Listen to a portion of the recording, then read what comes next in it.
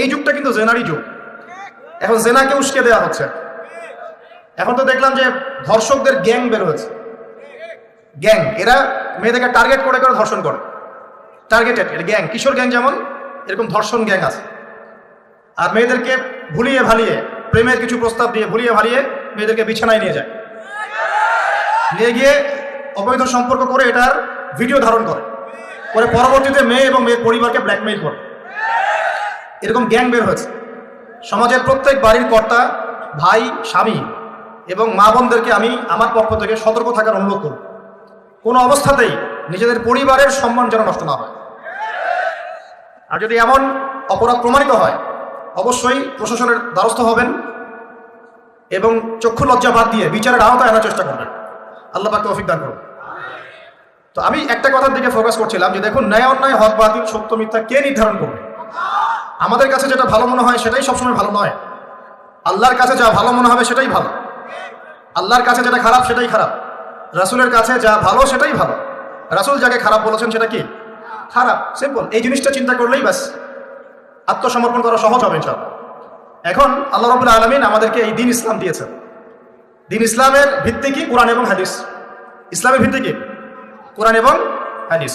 নবী সাল্লাল্লাহু আলাইহি ওয়াসাল্লাম বিদায় হজের ভাষণে বলে গেছেন, তারাকতু ফিকুম আমরাইন, আমি তোমাদের মাঝে ছেড়ে গেলাম দুটো বস্তু। কয়টা বস্তু ভাই? লান তাদিল্লু মা তামাসসাকতুম বিহিমা, তোমরা কোনোদিন পথভ্রষ্ট হবে না যতদিন পর্যন্ত এই দুটোকে আঁকড়ে ধরে থাকবে। এক, কিতাব আল্লাহ, আল্লাহর কিতাব মানে আল কোরআন, বা সুন্নাতে নবীহি, এবং তার নবীর সুন্নাত মানে হাদিস। কোরআন এবং সুন্নাহ নবী সাল্লাল্লাহু আলাইহি ওয়াসাল্লাম রেখে গেলেন, আমাদেরকে বললেন দুটোকে শক্ত করে আঁকড়ে ধরে থাকতে। অন্য হাদিসে নবীজি বলছেন মারির দাঁত দিয়ে কামড়ে ধরে থাকবে।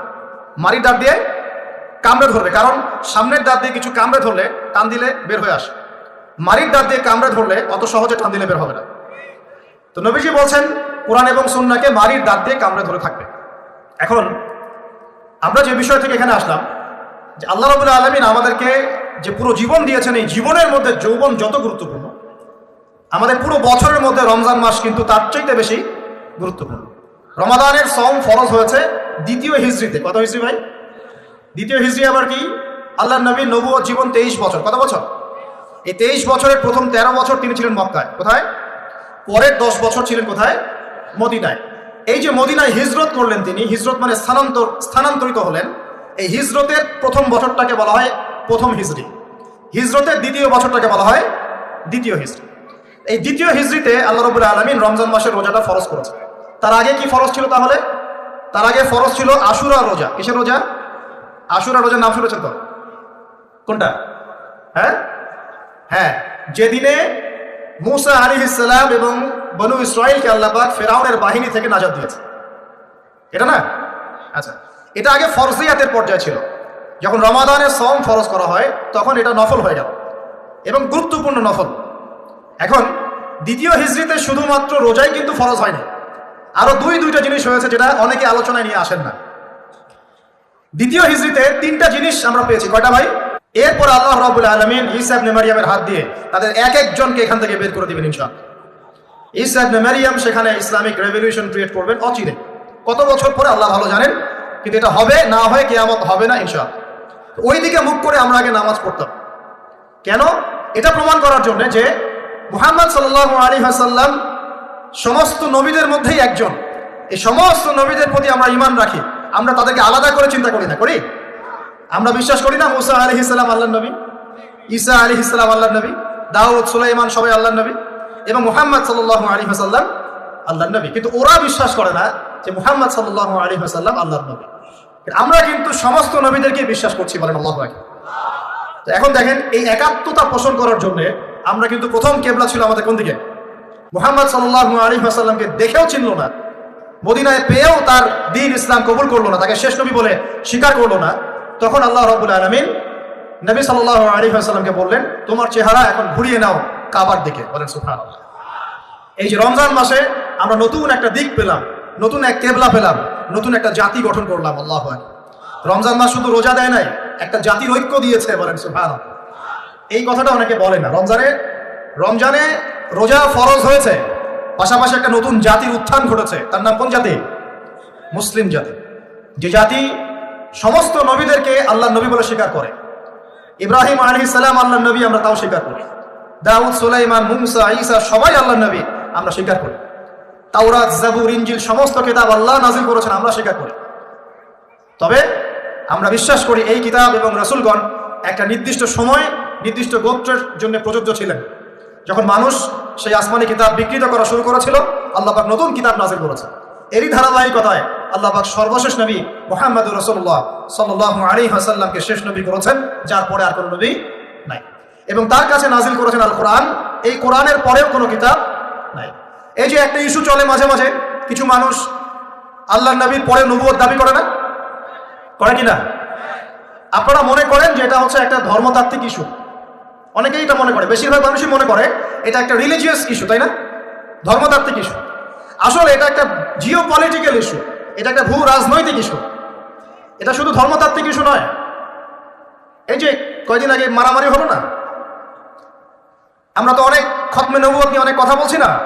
আমরা তো বিশ্বাস করি মুহাম্মদ সাল্লাল্লাহু আলাইহি ওয়াসাল্লাম সর্বশেষ নবী, তারপরে কোনো নবী নেই। কিন্তু ভণ্ড নবী আসবে 30 জন। কতজন? বাংলাদেশে এই পাঞ্জাবকে কেন্দ্র করে এই যে ইংরেজ আমলে যে ঘটনাগুলো ঘটেছে, পাঞ্জাবি একজন মায়ের সন্তান বলেছে আমি মাহদি, আমি ঈসা, পরে বলেছে সেই নাকি নবী, নাউজুবিল্লাহ। তো এই ঘটনাটাকে আপনারা মনে করেন, বেশিরভাগ মানুষ মনে করেন যে এটা হচ্ছে একটা ধর্মতাত্ত্বিক ইস্যু।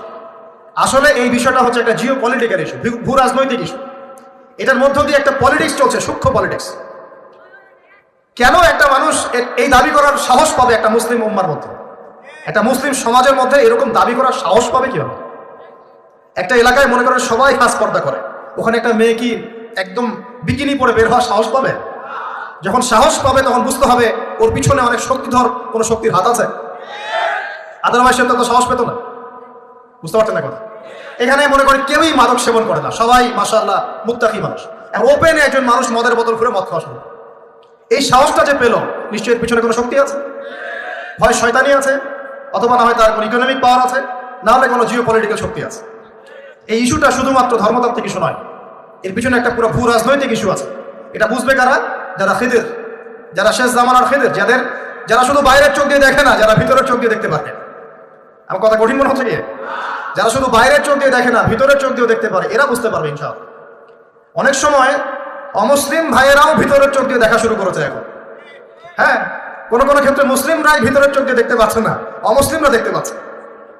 কারণ আমাদের ভেতরটা তো এখন মানে করাপ্টেড হয়ে গেছে। অহংকার, রিয়া, গীবত, তমত, হিংসা, বিদ্বেষ, আমাদের কলম তো মরে শেষ। কলম মরে গেলে ভিতরের চোখ দিয়ে আমরা দেখবো কিভাবে? আল্লাহ রাব্বুল আলামিন আমাদের সবাইকে ভিতরের চোখ জিন্দা করার তৌফিক দান। প্রিয় ভাইরা, রমজান মাসে শুধু রোজা ফরজ হয়নি, সর্বপ্রথম যেটা হয়েছে কেবলা পরিবর্তন করে দেওয়া হয়েছে। কেবলা পরিবর্তন মানে কি? কেবলা পরিবর্তন মানে হচ্ছে একটা নতুন জাতিগত উত্থান, বলি আল্লাহু আকবার। এরপরে আমরা আর পিছনে ফিরে তাকাই নাই। মুহাম্মদ সাল্লাল্লাহু আলাইহি ওয়াসাল্লামকে স্বীকার করলো কিনা ভ্রুক্ষেপও করতে যাই নাই। আমরা আমাদের গতিতে এগিয়ে গেছি। মাত্র 10 থেকে 12 বছরের মধ্যেই, 12 বছর না, মাত্র 8 থেকে 10 বছরের মধ্যেই যেই মক্কা থেকে আমরা বিতাড়িত হয়ে মদিনায় গিয়েছিলাম, সেই মক্কা আবার দখল করেছে আলহামদুলিল্লাহ। শুধু সেই মক্কাই নয়, ওই মক্কা থেকে আমরা প্রায় অর্ধেক বিশ্ব শাসন করেছি আলহামদুলিল্লাহ। কেবলা পরিবর্তন মানে নতুন এক জাতির উত্থান। আমরা কি রমজানে জাতিগত উত্থান দেখতে পারবো ইনশাআল্লাহ?